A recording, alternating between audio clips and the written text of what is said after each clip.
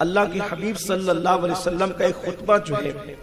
جو آقا کریم صلی اللہ علیہ وسلم نے شعبان کی 29 تاریخ کو دیا تھا اور دن کے وقت میں دیا تھا، وہ آقا کریم صلی اللہ علیہ وسلم کا شورِ آفاق خطبہ۔ سب سے پہلے میں ایک بات آپ کو بتا دوں، حضور صلی اللہ علیہ وسلم کے جو خطبات ہوتے تھے وہ بہت لمبے نہیں ہوتے۔ آج کل ہماری خواہش ہوتی ہے مقرروں کی کہ ہم لمبی تقریریں کریں، اور ہم لمبی تقریریں کرتے بھی ہیں۔ اللہ کے حبیب صلی اللہ علیہ وسلم کا جو سب سے مختصر خطبہ ہے وہ 3 منٹ کا ہے، اور جو سب سے لمبا خطبہ ہے وہ 33 منٹ کا ہے۔ اس سے بڑا حضور علیہ الصلوۃ والتسلیم کا خطبہ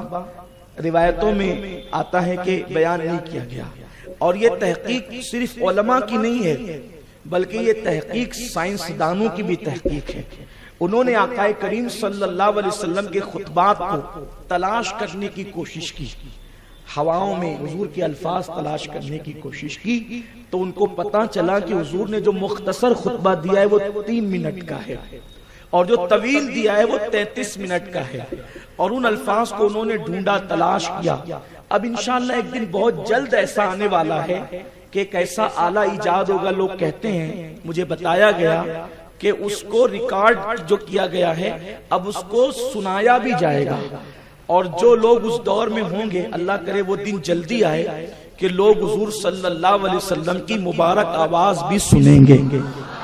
حضور کا خطبہ بھی سنیں گے۔ کتنے خوش نصیب وہ لوگ ہوں گے جو حضور علیہ السلام کی مبارک آواز کی برکتیں حاصل کریں گے۔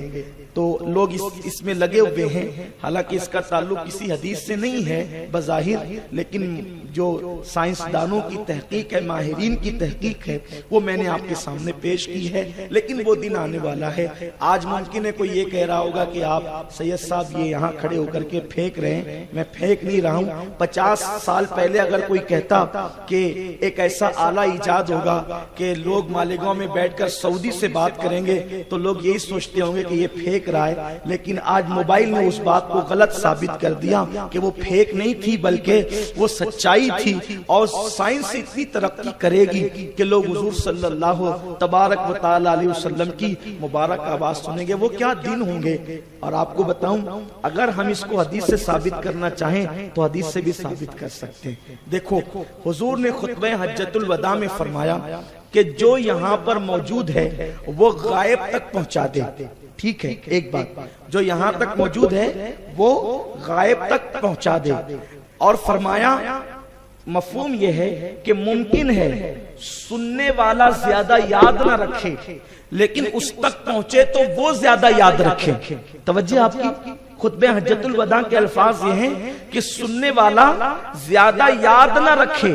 اور جس تک پہنچے وہ زیادہ یاد رکھے۔ کیا مطلب؟ جنہوں نے سنا ان کی میموری جب تک کام کرتی رہی ان کو یاد رہا، لیکن جب وہ 33 منٹ کا خطبہ ریکارڈ ہو کر کے آئے گا تو انسان اس کو بھول توڑی پائے گا۔ بار بار سنے گا تو بار بار یاد ہوگا، بار بار سنے گا تو بار بار یاد ہوگا۔ اس سے اشارہ ملتا ہے کہ گویا کہ اس دن کی طرف میرے رسول نے بھی اشارہ فرمایا ہے کہ میری امت میری آواز سننے کا شرف حاصل کرے، اور وہ اس کو ہمیشہ یاد رکھے گی، کیونکہ وہ ریکارڈ ہونے والی چیز ہمیشہ یاد رہتی ہے۔ بلکہ خود کبھی کبھی ایسا ہوتا ہے کہ لوگ کہتے ہیں سید صاحب آپ نے وہ فلاں جگہ پہ جو تقریر کی تھی ذرا ہمارے یہاں بھی کر دیجیے گا، تو میں پریشانی میں آتا ہوں، یا اللہ میں نے کیا تقریر کی تھی، کیونکہ میں تقریر یاد کر کے تو کرتا نہیں ہوں۔ اس وقت جو ذہن میں باتیں آتی ہیں وہ کہہ دیتا ہوں، اور اس کے بعد پھر ذہن سے بات نکل جاتی ہے کہ کہاں کون سی آیت پڑھی، پھر میں نے کون سا واقعہ بیان کیا، کون سی حدیث پڑھی، کن حالات میں نے تفسیریں کی، یہ یاد نہیں رہتا۔ تو لوگ کیا کرتے ہیں، موبائل نکالتے یہ تقریر، تو تب ذہن میں آتا ہے کہ ہاں،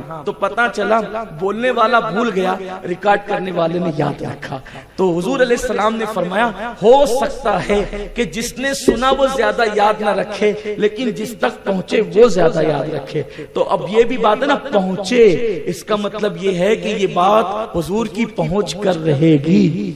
حضور علیہ السلام کی یہ بات لوگوں تک پہنچ کر بہرحال تو حضور علیہ السلام کا خطبہ کوئی لمبا چوڑا نہیں ہوتا تھا، یہ خطبہ بھی بہت مختصر ہے، لیکن اگر کہیں ضرورت ہم نے محسوس کی تو ہم اس پہ تفسیرہ کریں گے۔ اللہ کے حبیب صلی اللہ علیہ وسلم نے 29 شعبان المعظم کو صحابہ کو جمع کیا اور اس ماہ مبارکہ کی عظمت کو پیش نظر رکھتے ہوئے اللہ کے حبیب صلی اللہ علیہ وسلم نے صحابہ کے درمیان ایک خطبہ ارشاد فرمایا، اس کو سنیے اور آنے والے مہینے کے لیے ہم بھی کچھ تیاری کر لیں، اپنی آخرت کی تیاری کر لیں، رب کا قرب حاصل کرنے کی تیاری کر لیں، اپنے آپ کو جنتی بنانے کی تیاری کر لیں، اپنے آپ کو جہنم سے نجات کا پروانہ حاصل کرنے کے لیے تیاری کر لیں۔ اس خطبے کے جو راوی ہیں حضرت سیدنا سلمان فارسی رضی اللہ تعالیٰ عنہ ہیں، اور یہ سلمان کوئی معمولی صحابی نہیں۔ گزشتہ کبھی میں نے سیدنا سلمان فارسی کی پوری زندگی بیان کی تھی،